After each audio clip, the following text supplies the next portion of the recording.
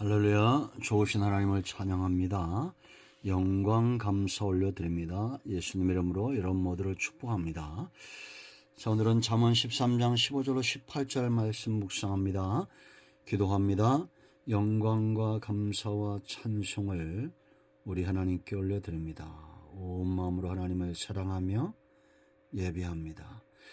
주의 백성들을 축복하시고 은혜 중에 강건하게 하시기를 원합니다. 우리의 모든 죄와 허물을 사하시고 오직 하나님만으로 인하여 즐거워하며 기뻐하는 삶을 살게 하옵소서. 오늘도 말씀하실 하나님을 사모하는 중에 기다립니다. 종을 낮추시고 겸손하게 하시고 오직 말씀에 도구만 되게 하시며 이 말씀을 읽으며 들을 때 우리의 심령이 회복되어지고 변화되어 믿음에 서는 은혜로운 시간 되게 하옵소서. 예수님 이름으로 사모하며 기도합니다. 아멘. 15절 말씀입니다. 선한 지혜는 은혜를 베푸나 사악한 자의 길은 험하니라. 무릇 슬기로운 자는 지식으로 행하거니와 미련한 자는 자기의 미련한 것을 나타내느니라.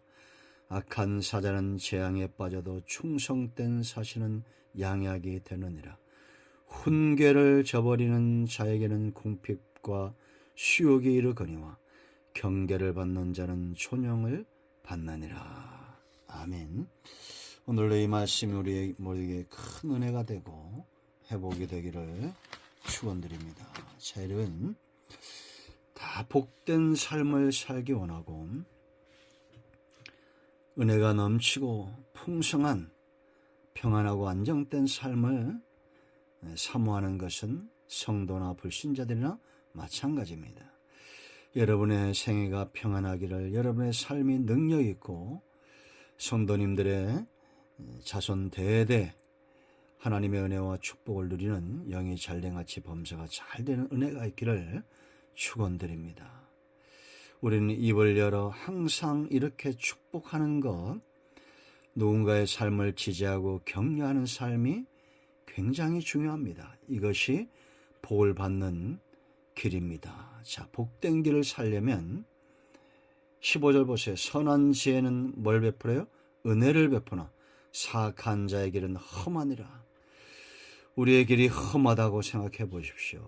우리의 삶이 사람과의 관계에서도 험하고 내가 하는 모든 일들 가운데 사람과의 관계가 잘 이루어지지 않으면 막히게 되어 있지 않습니까? 우리가 사회를 구성하고 가정을 구성하고 살기 때문입니다. 홀로 살 수 없는 존재죠. 여러분, 그러면 우리가 어떻게 해야 됩니까? 내 주변이 다 복되게 해야 됩니다. 선한 지혜는 은혜를 베푼다 그랬습니다. 이 은혜를 베푼다는 거 이렇게 생각하시면 됩니다.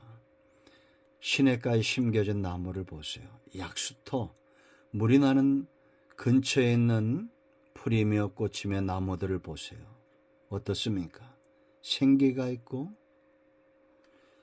기근이 와도 물이 있으면 꽃을 피우고 열매를 맺죠. 은혜는 바로 그런 겁니다. 메마른 심령들을 회복시키는 그런 능력이 바로 은혜입니다. 그럼 이 은혜가 어떻게 흘러갈까요? 하나님으로부터 헌신된 자들, 먼저 믿은 자들, 성도들의 입술을 통해서 언행을 통해서 흘러가는 겁니다. 하루아침에 꽃이 피고 열매 맺지 않습니다. 여러분들이 꾸준히 우리가 누군가에게 지지하고 격려하고 은혜를 베풀고 말씀대로 살아가는 모습을 보여주고 체험되게 하고 누군가를 축복하면 생수와 같은 약수터와 같은 인생을 살면 내 주변이 살아나게 되어 있습니다. 그러면 내 길도 험악하지 않은 거예요. 여러분, 가정에서 보세요. 남편이 아내가 헌신해서 남편이나 아내를 변화시키고 자녀들을 변화시키면 결국 어떻습니까?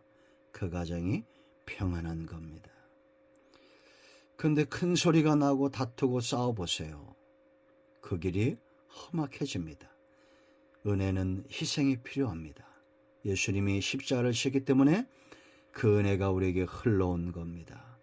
부지런히 꾸준히 약수터에 샘물이 쏟아나듯이 은혜를 여러분의 입술에서 은혜가 솟아나도록 헌신하시기 바랍니다. 세월이 가면 생명 있는 모든 것들은 살게 되어 있습니다. 자, 두 번째, 우리가 복을 받기 원하면 16절 보세요. 무릇 슬기로운 자는 지식으로 행한다고 그랬습니다. 반면에 이 미련한 자는 자기의 미련한 것을 나타내느라. 슬기로운 자는 지식으로 행한다는 것은 지식이 잣대가 되는 겁니다. 이것은 합리적인 판단, 말과 행동을 합리적으로 한다는 겁니다. 진리에 붙들림 바 되고 말씀에 붙들림 바 되어서 감정대로 행하지 않는다는 거예요.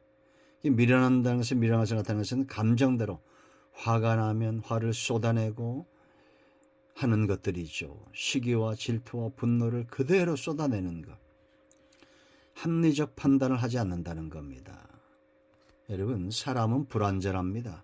그래서 다툼이 일어날 수 있어요. 어떻게 해야 그 다툼이 멈춥니까? 지식 있는 자, 합리적 판단하는 자, 참고 인내하고 넘어가는 겁니다. 그러면 어떻게 됐습니까? 마침내 선한 결과로 가게 되어 있습니다. 우리가 다리를 건널 때 이 다리는 무너집니다. 위험 경고판이 있으면 안 가야지요. 이 길은 낭떠러지가 있습니다. 위험한 도로입니다. 가지 말아야지요. 이곳은 깊은 곳입니다. 수영하지 마세요 하면 들어가지 말아야지요. 그게 지식으로 행하는 겁니다.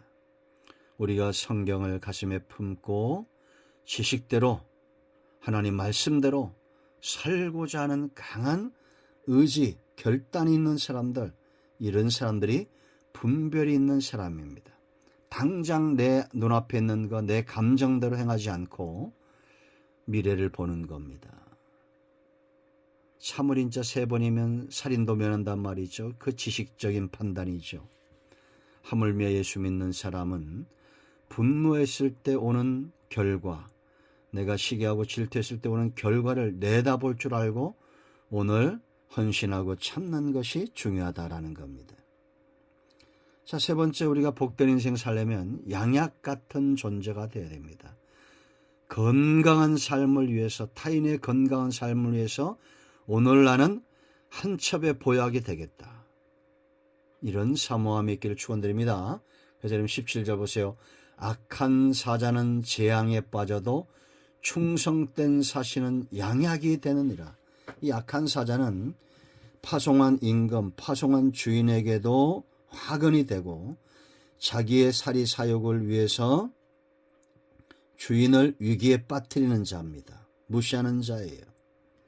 성도는 하나님 나라의 대사입니다. 예전에 우리나라 이탈리아 대사가 외국에 가서 도박에 빠졌다가 체포된 적이 있죠. 참 얼마나 불명예스럽습니까? 파송한 나라나 국민을 배신한 행위가 되죠. 우리는 하나님 나라 사신입니다. 충성된, 주인에게 충성된 양약 같은 존재, 많은 사람들에게 양약 같은 그런 존재가 되어져야 됩니다. 여러분, 이런 분들이 있잖아요. 생각만 해도 정말 힘이 나는 사람이 있습니다. 그렇지 않습니까? 염려와 근심거리가 되는 사람이 되지 않고 한 첩의 양약 같은 존재가 되어야 됩니다. 자, 네 번째, 경계를 받아야 돼요. 복된 인생 살면 18절 중요한데요. 훈계가 여러분 얼마나 좋습니까? 이건 내가 길을 잃어버렸을 때 누군가 내게 길을 알려주는 거와 똑같은 거예요. 그런데 이걸 저버리는 오만 교만한 자지요. 자기가 곧 길이라고 생각하는 사람들. 궁핍과 수욕에 이른다라고 말합니다. 가난을 벗어날 수가 없어요. 경계를 받는 자는 존영을 받느니라. 훈계를 잘 듣는 사람은 존영, 영광스러운 존재가 된다라는 겁니다. 여러분, 심는 대로 거두는 겁니다. 하나님은 절대 만홀히 여김을 받지 않습니다. 저와 여러분 주변이 은혜가 흘러넘쳐서 약수터와 같은 샘터와 같은 그런 생명력 있는 삶을 살기를 축원드립니다. 기도합니다.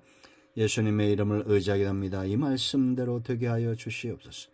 우리 가운데 마음이 상한 자, 병든 자 치유하시고 회복시켜 주시기를 원합니다. 예수님의 이름으로 사모하며 축복하며 취하며 기도합니다. 아멘. 할렐루야. 오늘도 응답이 우리 가운데 임하였습니다. 우리 성도님들은 이번 한 주간 전도 축제를 위해서 기도해 주시고 사탄이 틈타지 못하도록 깨어 근신하며 기도해야 되겠습니다. 복음은 역사가 있습니다. 아멘.